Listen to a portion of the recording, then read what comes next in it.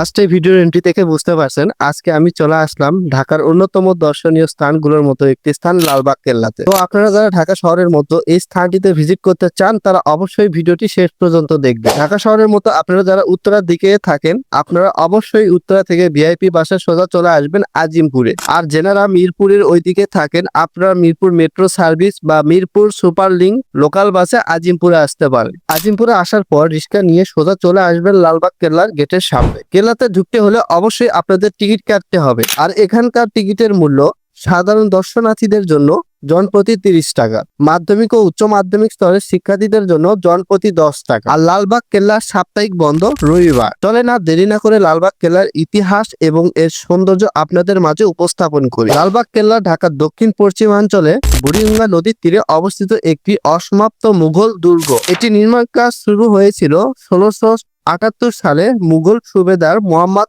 আজম শাহর হাত ধরে, যিনি ছিলেন সম্রাট আওরঙ্গজেবের পুত্র এবং পরবর্তী নিজেও সম্রাট পদপ্রাপ্ত হয়েছিলেন। কিন্তু পরে তিনি দিল্লি চলে যান, এতে কাজ বন্ধ হয়ে যায়। তার উত্তরসূরি মুঘল সুবেদার শায়েস্তা খাঁ 1680 সালে নির্মাণ কাজ পুনরায় শুরু করেন, কিন্তু শেষ করেননি, কারণ মুঘল সুবেদার শায়েস্তা খাঁ এর কন্যা পরী বিবি মারা যান। এর কারণে তিনি নির্মাণ কাজ বন্ধ করে দেন। কন্যার মৃত্যুর পর শায়েস্তা খাঁ এই দুর্গটিকে অপায়া মনে করে। লালবাগ কেল্লার 3টি প্রধান স্থাপনার একটি হলো পরী বিবির সমাধি। শায়েস্তা খাঁ ঢাকা ত্যাগ করার পর এটি এর জনপ্রিয়তা হারায়। 1844 সালে এলাকাটি আওরঙ্গাবাদ নাম বদলে লালবাগ নাম পায় এবং দুর্গটি পরিণত হয় লালবাগ দুর্গে। সে থেকে এখন পর্যন্ত এটি লালবাগ কেল্লা নামে পরিচিতি অর্জন করে। তো ভিডিওটি এই পর্যন্তই। সবাই ভালো থাকবেন, সুস্থ থাকবেন।